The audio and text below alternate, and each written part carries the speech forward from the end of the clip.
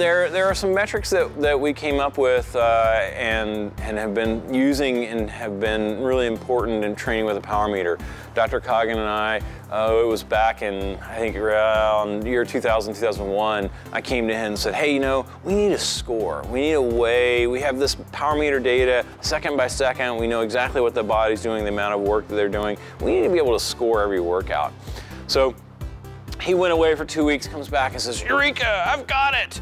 And it's gonna be called Training Stress Score, TSS. And we're gonna base it around a 40-kilometer time trial or an hour at threshold, and you get 100 TSS points. And that's the gold standard. So you go as hard as you can for an hour, you get 100 TSS points. So I get 100 TSS points, you get 100 TSS points. You know, the best cyclists in the Tour de France get 100 TSS points if they go hard for an hour. Everybody does. So it's a standard and it's normalized across everybody. Then that allows us to understand, well, exactly how much training stress did you get in this ride or that ride. You go do a 6-hour ride, maybe you get 300 points. What does that mean? Well, it means that you created the same amount of training stress as if you had done 3 back-to-back time trials for an hour, as hard as you can go. All right? Now, you couldn't do that, of course, but at the same time, like, you got that same training stress over 6 hours. All right? So that gives us a really clear understanding of your ability and how much training stress you can handle, how much your body can handle. We have an intensity factor. An intensity factor is built into Training Stress Score, and that's a key part of that because you have to understand how intense is the effort itself. So we originally looked at kilojoules and how many kilojoules of work you needed to do in order to be successful as a pro cyclist, but kilojoules, it doesn't have intensity because, gosh, I can go and do a 3,000 kilojoule ride in, let's say, 3.5 hours and be pretty hard. Or I can go do a 3,000 kilojoule ride over 10 hours, and it's like, well, I rode it in endurance pace or recovery pace. So kilojoules doesn't take into account intensity. So we came up with an intensity factor. So when you go and do a ride, your intensity factor may be, let's say you score 180 TSS points, your intensity factor might be 0.86. That means for that entire ride, you rode at 86% of your functional threshold power. So IF, intensity factor, gives us that understanding of how intense was this in relationship to your FTP, your functional threshold power. The next thing that Dr. Coggin did was, as a part of that, he came up with a thing called normalized power, because power is highly variable. The first thing that you might notice when you get a power meter is your power's all over the place. It's 200 watts, it's 400 watts, it's 100 watts. It's like you're trying to hold it steady and it's going all over the place, it's bouncing everywhere, and you're like, gosh, I'm terrible at pedaling. You know, I can't pedal smooth at all. I thought I was really good at this. But ultimately, it's because you're producing power at a different rate around that whole entire circle. And so measuring that is always, it's gonna be fluctuating a little bit. So, and then too, we don't pedal a lot of times. So we coast a lot. And so when you just look at average power, you're just seeing, well, the time that, you know, it's 0 time that I wasn't pedaling, coasting down a hill. It's pedaling when I was really going hard, but then I recovered. But you're not seeing really what your body felt. And so normalized power tells us the metabolic cost or what your body really felt like it was doing. So for example, let's say a hilly ride. You might do a hilly ride and you're coasting down all the downhills, but you're going really hard up the uphills.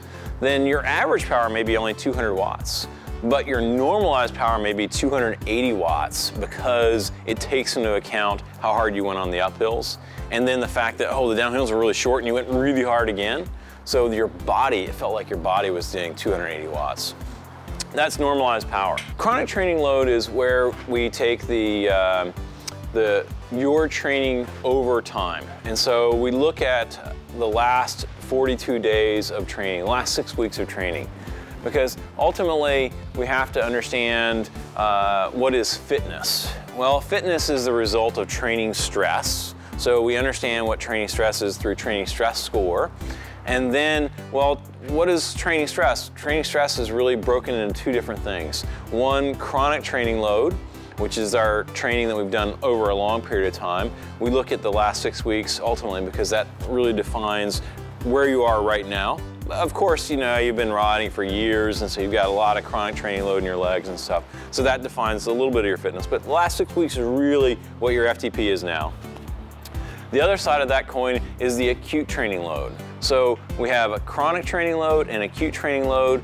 Those two things combine to make up what we call your fitness level, all right? So acute training load is the stuff that happens in the last week or 2 weeks. That's how sore you are, how fatigued you are now. What you feel in the legs right now, that's your acute training load. You had a big weekend, you know, you rode a lot longer than normal, that's your acute training load. The acute training load drives the chronic training load. So that's always kind of pushing that number up, or if you're not training, it's driving it down. So we have chronic training load generally has to do with what we call your functional threshold power. You know, the higher CTL, your chronic training load is, the higher your FTP is. The acute training load has to do with how fatigued you are. The higher your ATL, your acute training load, the more fatigued you are.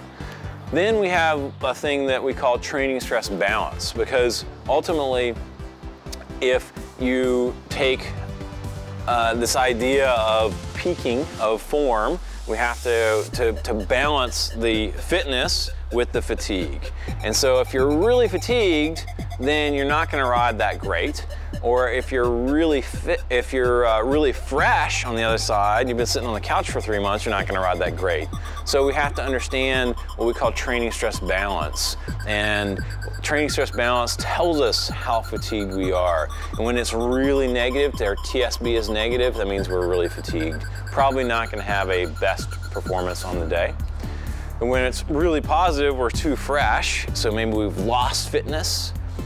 So we need to find that special place where training stress balance gives us the best, highest level of fitness and just the right amount of fatigue or freshness in order to create a best performance.